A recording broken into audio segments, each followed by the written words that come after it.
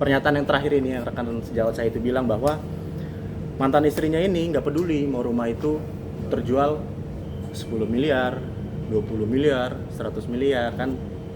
Kalau saya lihat gagah banget kan gitu ya. Cuman kalau kita bicara fakta ya, ini mohon maaf sekali. Kalau perjanjian sudah ngikat itu nggak seperti itu. Jadi menurut saya agak kontradiktif statement beliau yang dikatakan di media sosial kemarin itu dengan kesepakatan yang terjadi. Alasannya kenapa? Bahasanya kan di situ kan di headline nggak peduli gitu. Kalau memang tidak peduli, ya kalau memang tidak peduli, adapun kelebihan dari perjanjian ini mantan istrinya minta. Ngerti nggak maksud saya? Jadi ini berdasarkan kesepakatan ya. Ini saya ngomong fakta.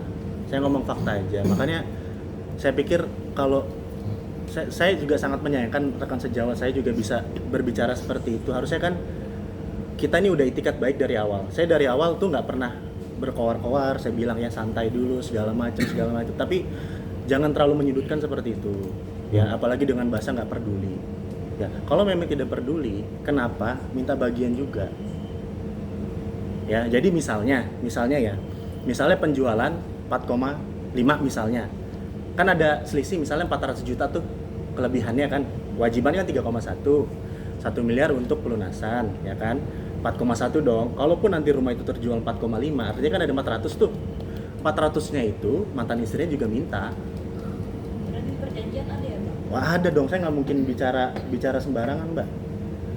Saya nggak mungkin bicara sembarangan. Minta bagian. Kok Ada tertulis juga. ada Yang tertulis. terbaru, Bang. Ada perjanjian tertulis. Itu yang terbaru berarti. Yang terbaru. Bukan yang sebelum itu. Bukan, Itu yang kapan, terbaru. Bang, yang terbaru? Yang tanggal 9 Mei ini. Yang baru saya bilang tadi yang ada kemarin itu. yang harusnya kewajiban 3,1 itu tertuang di perjanjian yang terakhir itu. Alasannya apa, Bang? Bagiannya itu untuk apa? Persenannya berapa? Saya tidak mengerti, Mbak. Ya, saya sudah bilang, kok jadi seolah-olah sekarang dibalik harta itu menjadi harta bersama lagi. Padahal kan sudah ada ketentuan di sini. Niko juga nggak. Nah ini kalau ini fair nih, Niko juga nggak peduli kok mau aset Rahel yang sudah terbagi ya mau diapain itu terserah mantan istrinya. Cuma kenapa sekarang konteksnya seolah-olah harta yang sudah menjadi pribadi ini dijadikan lagi harta bersama gitu loh maksud saya. Jadi ya saya mohon juga kalau berikan statement tuh yang fair lah. Kita dari awal tuh itikat baik kok. Bahkan dari Niko sendiri sebelum menunjuk para kuasa hukum ini itu memang sudah bicara sama Rahel, sama mantan istrinya gitu loh, bahwa di tanggal 29 Maret udah ada tuh omongan kita akan mau jual rumah ini dan segala macam. Lalu mantan istrinya bilang ya udah oke, tinggal kita kembaliin aja ke akte yang ini, bayar seluruh kewajiban kamu, kita buat aktenya, udah selesai. Tapi kan memang sangat disayangkan tanggal 2 April adalah di Instagramnya mantan istrinya adalah postingan yang menyatakan bahwa ada orang yang datang ke rumah. Padahal di tanggal sebelum itu kan 2 April, tanggal 30 Aprilnya tuh sudah ada mantan istri itu sudah oke. Sudah oke gitu loh. Jadi itu makanya. Kalau kan rumah itu lagi ditempatin sama keluarganya Rachel. Ya. Untuk keluarnya kapan, Bang, ada perjanjian? Nah kebetulan saya juga kemarin kesana langsung. Jadi memang saya tahu faktanya. Kan ada bahasa singkat, ya kan ada bahasa singkat. Jadi gini, ya kembali lagi harusnya kan anggaplah kita hitung waktu Niko itu bicara sama Rahel di 31 Maret bahwa memang pihak mantan istri ini tahu bahwa memang rumah itu akan dijual. Nah, harusnya kan kita secara etika, apalagi kita sudah melihat bahwa si mantan suami ini pengen itikat baik, ya harusnya kan dia tahu nih kita harus bergegas gitu loh. Kan memang mohon maaf, beliau kan tidak punya hak secara administratif di rumah itu. Harusnya kan dari bulan Maret kan kita udah ancang-ancang nih. Nah, tapi kan terkesan seolah-olah kita kayak ngusir dengan waktu yang singkat. Tidak seperti itu kalau menurut saya. Jadi harusnya dari bulan Maret sampai dengan akhirnya sesuai dengan perjanjian ini, mantan istrinya itu diperbolehkan untuk tinggal sampai tanggal 30 Juni. 30 Juni 2025. Artinya dari bulan Maret sampai Juni, ya kurang lebih kan ada 3 bulan kita discuss. Gitu loh. Jadi pernyataan yang terlalu singkat mengusir ya saya pikir ya keliru juga gitu loh. Kita fair aja lah. Berarti yang istilah harus keluar saat bulan Mei itu nggak benar, Bang? Ya enggak lah. Ya tidak lah. Mungkin pada awalnya kan memang kita kan kirimkan proposal. Yang namanya kita negosiasi kan bukan artinya kita langsung apa ya nyuruh orang ke sana untuk kan enggak, namanya kita proposal, you mau nggak seperti ini, kalau nggak mau gimana baik kan gitu. Pada intinya kan akhirnya kita perbolehkan sampai tanggal 30 Juni 2026 dan kita hitung misalnya sampai dari 30 Maret kan kurang lebih 3 bulan udah ada pembicaraan ini. Jadi kalau masalah singkat ya saya nggak tahu ya, kalau menurut saya sih nggak singkat.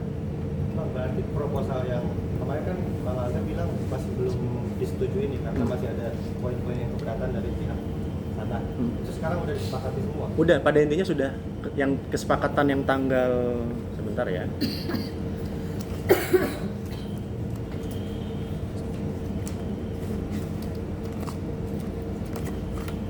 Kesepakatan yang tanggal 9 itu sudah ngikat. Oh 9 tuh udah, karena Mas Alga bilang yang Sudah tanggal ngikat. 10 tuh Sudah ngikat. Sudah ngikat.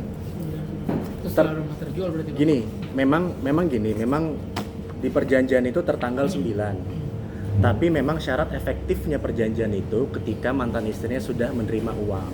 Dan kebetulan transfer itu kalau nggak salah tanggal 10. Gitu. Ya, jadi harus fair juga saya nggak mau ini.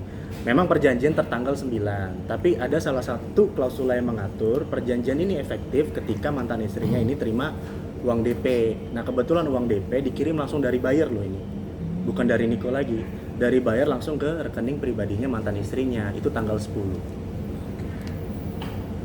Gitu, teman-temannya tadi 500 juta. Nah, sisa 2,6 nanti paling lambat 1 Juni paling lambat. Udah terima. Poin-poin apa aja di proposal itu? Ya mungkin yang dinilai janggal gitu Bang, selain tadi kelebihan. Ya kalau menurut saya sih itu aja sih, masalah kelebihan itu aja gitu. Ya menurut saya nggak fair lah. Itu kan sudah dipisah hartanya gitu. Toh juga antara utang dan aset ini kan menurut saya nggak ada kaitannya, tinggal kita selesaikan utang ini, tapi kan aset ini kan masih jadi milik Niko berdasarkan kesepakatan yang ada gitu loh. Secara administratif ya di akta ini kan masih atas nama Niko, di bank pun debiturnya ya klien kami gitu loh. Jadi Bang, harga tanah yang Bali sama rumah di Kemang Nah itu saya nggak tahu. Nggak tahu. Saya nggak tahu. Memang saya nggak tahu kalau yang di tanah Bali itu harganya berapa, saya nggak tahu. Kalau soal mobil Alphard diurus juga kan, kan ada istilah PPKB diadain. Ya, kalau berdasarkan keterangan dari klien kami sih itu nggak benar. Memang ada musibah itu, tapi tidak sepenuhnya klien kami yang bersalah.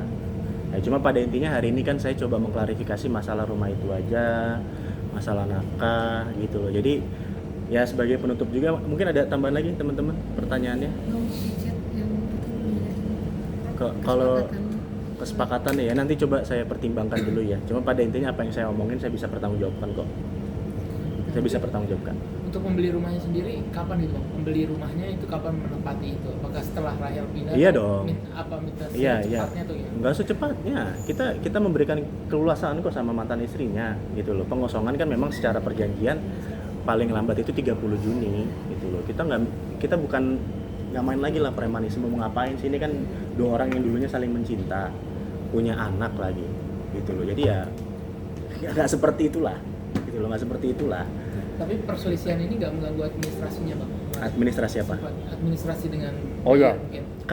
Kalau komunikasi pasti terganggu karena kan dari pihak mantan istrinya ini kan ada keluar negeri itu, makanya kenapa juga lama ya karena itu gitu. Nah artinya kan dengan beliau keluar negeri kan itu takes time juga gitu loh, padahal kan obrolan itu udah ada. Makanya balik lagi, kalau diberikan waktu singkat saya pikir ya enggak lah gitu loh, enggak lah. Berarti dalam waktu dekat ada pertemuan lagi Bang, atau dari cukup dari kuasa hukum? Ya gini, memang kalau pertemuan dalam waktu dekat saya nggak tahu ya. Cuma pada intinya kalau saya pikir dengan adanya kesepakatan yang terakhir ini, saya pikir masalahnya udah selesai lah. Udah selesai, lagi pula klien kami juga udah bertanggung jawab 3,1 miliar cari di mana bos hari ini bos. Makroekonomi lagi kayak gitu kan. Ya kan? Coba kalau dibilang bahasanya klien saya tidak bertanggung jawab, you bisa nggak ngasih mantan istri 3,1 miliar? Itu aja. Personalnya Niko sama Rachel, komunikasinya masih lancar atau ditutup dibatasi gimana? Kalau saya selaku kuasa hukum Niko, saya nggak membatasi sih, mau Niko langsung bicara sama mantan istrinya silahkan gitu loh. Ya kami pun sebagai kuasa hukum kan berharap seperti itu, agar para pihak ini langsung ketemu, berdamai, Ya seperti yang awal saya bilang ini kan bukan masalah, tinggal duduk bareng dengan kepala dingin demi kepentingan anak, ya selesai masalah. Tapi akses untuk ketemu anak-anak Nah itu saya nggak tahu. persulit atau gimana? Nah itu saya nggak tahu. Bang jujur. Niko pas tahu dituding nggak bertanggung jawab ke anaknya itu seperti apa bang? Dia responnya bang? Satu ya, yang pasti gini, dia tuh kecewa lah. Dimana dia punya itikat baik untuk bukan membayar kewajiban itu, tapi kok dia masih di framing seolah-olah dia ini laki-laki yang nggak tanggung jawab. Itu kan kita sebagai apa ya, marwah kita sebagai laki-laki ketika kita dinyatakan seperti itu kan itu hancur banget. Padahal di samping itu dia membayar kok. Ini kan terbukti ini bayar nih. Terus sekarang apa lagi gitu loh. Tapi memang dia membayar akumulasi bang. 3,1 M itu akumulasi apa? Maksudnya, Termin. maksudnya setelah menjual rumah baru dikasih nafkahnya. Tapi sebelum rumah terjual dia juga ngasih nafkah juga ngasih ke anak. Sebelum rumah terjual itu kan saya bilang tadi, konversi nafkah dengan rumah itu 50 juta. Sebelum rumah itu terjual ya. Iya. Setelah rumah itu terjual, ya itu tadi yang saya bilang. Sebelum mantannya menempati rumah itu Ya bayar terus dong. tetap bayar. Bayar terus. Itu pun Niko sendiri yang bayar auto debit dari rekeningnya. Oh, Auto debit kan tadi saya bilang, itu dibayar pribadi, auto debit setelah pisah 2021 ya. Itu kan kewajiban Niko untuk membayar secara pribadi itu. Itu dibayar terus. Iya dong. Kalau misalnya ya. Logika aja. Misalnya kalau Niko nggak punya dananya dari 2021 sampai sebelum Rahel menempati rumah itu di 2024, ya kan 2021 ke 2024 harusnya kan ada masalah nih. Kalau memang dari klien kami itu tidak menjalankan kewajibannya untuk ke KPR, tapi kan 2021 ke 2024 kan fine aja. Berarti memang terus dibayar dong, kan gitu aja logikanya. Oke.